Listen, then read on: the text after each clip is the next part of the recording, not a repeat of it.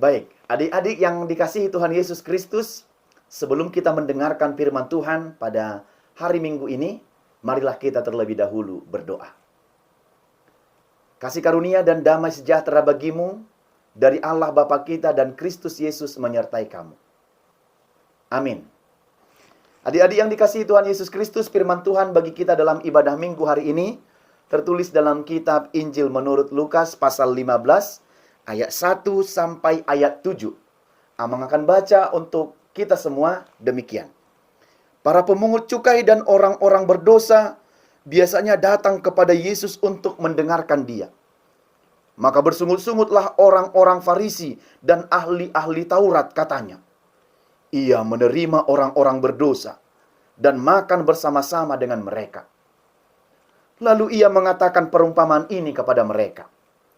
Siapakah di antara kamu yang mempunyai 100 ekor domba, dan jikalau ia kehilangan seekor di antaranya, tidak meninggalkan yang 99 ekor di padang gurun, dan pergi mencari yang sesat itu sampai ia menemukannya? Dan kalau ia telah menemukannya, ia meletakkannya di atas bahunya dengan gembira. Dan setibanya di rumah, ia memanggil sahabat-sahabat dan tetangga-tetangganya, serta berkata kepada mereka, bersukacitalah bersama-sama dengan aku, sebab dombaku yang hilang itu telah kutemukan. Aku berkata kepadamu, demikian juga akan ada sukacita di sorga, karena satu orang berdosa yang bertobat, lebih daripada sukacita karena 99 orang benar, yang tidak memerlukan pertobatan. Demikian firman Tuhan. Shalom bagi adik-adik semua yang dikasihi Tuhan Yesus Kristus.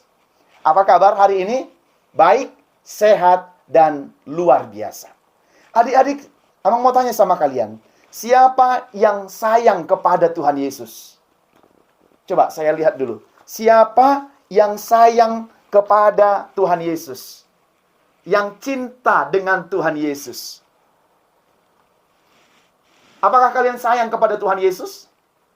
Apakah kalian cinta kepada Tuhan Yesus? Pasti. Karena Tuhan Yesus juga sangat sayang kepada adik-adik sekolah minggu. Tetapi sangat disayangkan, ketika Yesus di dunia ini, ada saja orang yang sangat membenci dengan Yesus.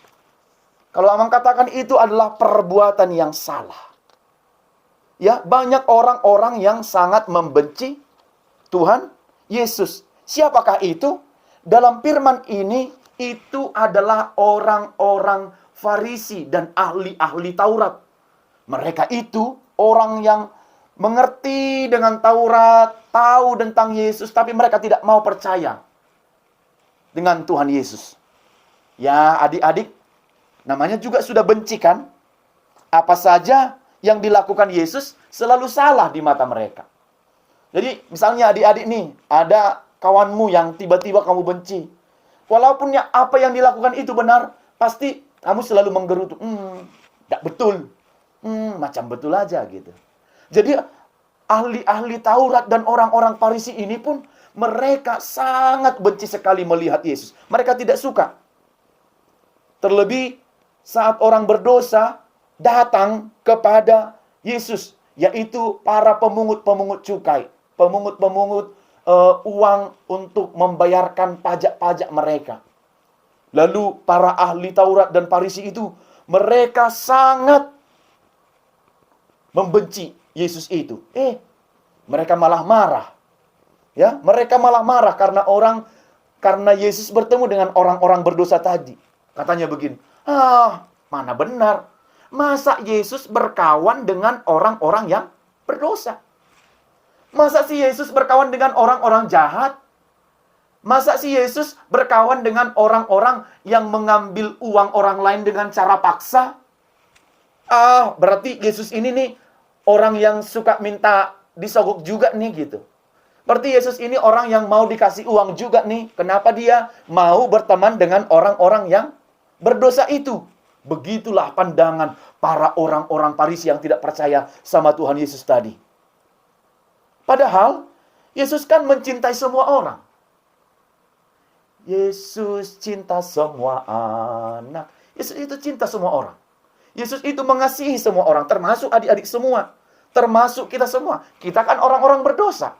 Lalu Tuhan Yesus mencintai kita. Jadi orang Farisi dan ahli Taurat itu sudah merasa dirinya paling benar. Padahal mereka tidak berkaca. Menganggap dirinya benar dan orang lain selalu salah. Adik-adik nggak boleh memiliki sikap yang seperti itu. Kawanmu salah terus, lalu kamu benar. Nah, orang Farisi itu tadi seperti itu. Mereka mengatakan kalau Yesus salah, dan terus salah.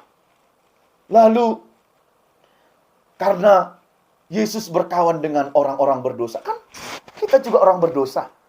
Amang pendeta pun juga orang berdosa. Kalian juga orang berdosa.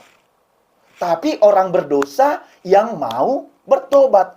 Meminta pengampunan dosa-dosa kita kepada Tuhan. Ya, jangan merasa diri paling benar. Seolah-olah tidak memiliki kesalahan. Lalu Yesus menjelaskan kepada mereka dengan sebuah perumpamaan. Kalau perumpamaan katanya adik-adik, itu adalah pemisalan. Misalnya penggambaran, lalu membuat penggambaran. Untuk menjelaskan kepada orang-orang Farisi dan ahli Taurat itu, Yesus memberikan satu cerita penggambaran kepada mereka. Katanya begini, kaulah dulu. Kalau misalnya ada seorang punya 100 domba. Salah seekor dari domba itu pergi meninggalkan yang 99 itu.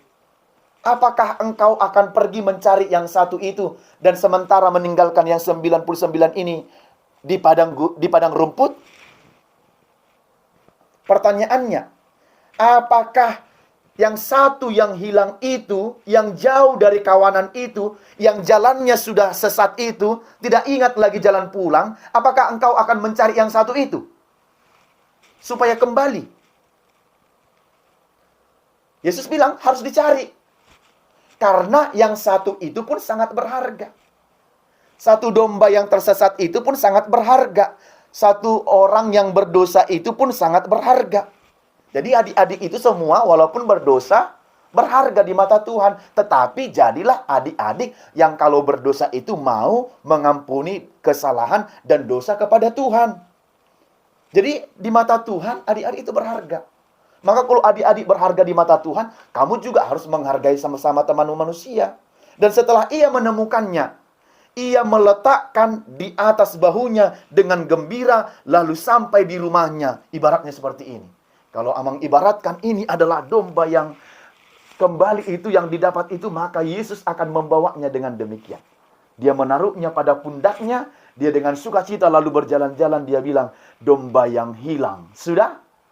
Sudah kembali. Beginilah cara sukacitanya. Jadi kalau adik-adik mungkin pernah dibuat bapaknya, ditaruh di pundak seperti ini, lalu dipegang, kan sangat senang itu.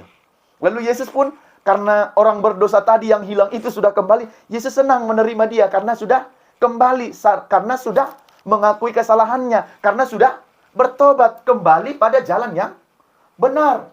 Nah, jadi Tuhan senang dengan domba yang hilang tadi tetapi kembali. Yesus senang kepada orang yang berdosa tetapi mau bertobat dan mengakui kesalahannya. Kamu juga begitulah. Kalau misalnya kamu membuat kesalahan di rumah, misalnya disuruh cuci piring lalu gelasnya jatuh dan pecah. Mamanya marah. Lalu kata mamanya, lalu kamu bilang, maaf, aku membuat jatuh nggak sengaja. Lalu kalau kata mamanya, iya nak, lain kali hati-hati ya, supaya tidak jatuh. Pertanyaan Amang, senang nggak kalian itu? Senang nggak kalau mendapat pengampunan dari mama? Senanglah. Kalau kemudian jatuh, kamu membuat pakaian bapak misalnya waktu dicuci, tapi kotor karena mainanmu. Kalau bapak bilang, nggak apa-apa nak, nanti papa cuci lagi supaya bersih. Senang nggak kamu bisa diampuni? Senang.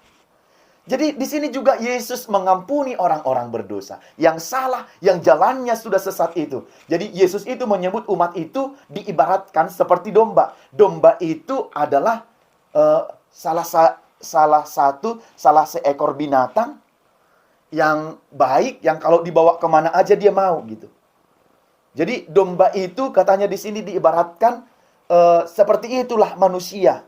Jadi domba yang hilang itu harus kembali kepada jalan Tuhan yang benar. Jadi Tuhan cinta sayang dengan anak-anak yang kalau dia pernah melakukan pelanggaran, dosa, kesalahan, dia memohon ampun kepada Tuhan. Begitu juga kepada kawannya. Jadi kalau kawanmu bersalah, kamu mau memaafkan, itu adalah sikap yang baik, yang meniru sikapnya Tuhan Yesus. Gak mendendam di sini gitu. Aku gak mau lagi berkawan sama kamu, seketianlah kita gitu. Karena kamu jahat gitu kan. Jadi adik-adik juga harus menjadi adik-adik yang mau mengampuni, karena Yesus sendiri sudah terlebih dahulu mengampuni kita. Jadi Tuhan senang melihat orang-orang, anak-anak yang datang kepada Yesus, yang mau mengampuni. Bukan seperti 99 orang tadi yang seolah-olah mengerti dengan firman Tuhan, seolah-olah tidak bersalah, seolah-olah tidak berdosa. Yang 99 tadi yang tinggal di padang gurun itu, yang menggambarkan orang-orang Farisi dan ahli-ahli Taurat itu, seolah-olah mereka tidak berdosa, sangat bersih gitu. Padahal mereka sangat berdosa. Jadi Tuhan senang dengan pertobatan satu orang ketimbang dengan orang-orang yang merasa dirinya sok tidak berdosa, merasa bersih, tidak melakukan apa-apa. Jadi Tuhan menyambut dengan tangan yang terbuka kepada adik-adik yang mau kembali ke jalan Tuhan. Kalau sudah melakukan kesalahan. Maka yang dilakukan lewat firman ini, adik-adik, ada 3 hal. Amang mau sebutkan. Yang pertama adalah, kalau salah harus mau meminta maaf. Yesus juga mengampuni kita. Maka kita juga hidup harus saling mengampuni. Jangan kayak orang Farisi dan ahli Taurat tadi. Bilang orang lain jahat, sementara dirinya sendiri yang jahat. Kata, kau jahat, padahal dirinya sendiri yang jahat. Jangan seperti itu ya adik-adik. Itu yang pertama. Yang kedua, adik-adik itu berharga di hadapan Tuhan. Jadi Tuhan senang dengan anak-anak. Makanya ketika ada anak-anak yang datang kepada Yesus, lalu murid-muridnya melarang mereka, anak-anak ke sana katanya. Apa kata Yesus? Jangan menghalang-halangi mereka, karena aku sayang, berharga di mataku anak-anak itu katanya. Jadi anak-anak juga sangat dikasihi oleh Tuhan Yesus. Maka kalau adik-adik berharga di hadapan Tuhan, maka adik-adik juga harus menjadi anak-anak yang terus melakukan yang baik kepada semua orang. Yang ketiga dan terakhir adalah, Tuhan senang dengan anak-anak yang mau berubah. Kalau salah, harus belajar untuk menjadi benar. Kalau berdosa, belajarlah untuk meminta maaf. Kalau malas, belajarlah menjadi anak-anak yang rajin. Menjadi anak-anak yang tidak hanya suka main game terus, bertobatlah. Kalau terus begini, sampai kemudian mama manggil pun gak didengar, bertobat ya. Jangan terus main game di tangannya, di matanya. Kalau berwaktu, gak apa-apa untuk supaya pikirannya tenang, senang, bisalah. Ya, tapi jangan sampai terus 3 jam, 5 jam begitu. Nanti membuat apa? Sakit pada matanya. Karena lihatlah betapa baiknya Yesus itu sebagai gembala kita yang baik. Dia senang kepada anak-anak yang datang kepada dia. Maka cintai jugalah Yesus yang adalah gembala yang baik itu. Amin. Kita berdoa. Bapa di sorga, terima kasih untuk firman-Mu pada hari ini. Kami sudah mendengarkannya. Ajar dan tolonglah kami untuk melakukannya. Supaya kami terus menjadi anak-anak yang mau berbalik kepada Tuhan. Kalau kami melakukan kesalahan, kami mau mengakui kesalahan kami di hadapan Tuhan. Karena kami tahu Engkau adalah Tuhan yang baik, Maha Pengampun dan Maha Pemurah. Berkati juga kami supaya kami mampu mengampuni orang yang bersalah kepada kami. Terima kasih untuk firman-Mu hari ini. Ajarlah kiranya kami melakukannya dalam kehidupan kami setiap hari. Berkati kami, orang tua kami, guru kami di sekolah, guru di sekolah minggu, jaga dan lindungi mereka untuk dapat terus mengajarkan firman Tuhan kepada kami. Berkatilah kami saat sekolah, kami sudah memasuki ajaran yang baru, biarlah kami belajar dengan sungguh-sungguh supaya bertambah pengetahuan. Terlebih juga kami bersungguh-sungguh dalam beribadah kami, supaya iman percaya kami semakin kuat dan teguh dalam Tuhan. Dalam nama anak-Mu Yesus Kristus, kami berdoa. Amin.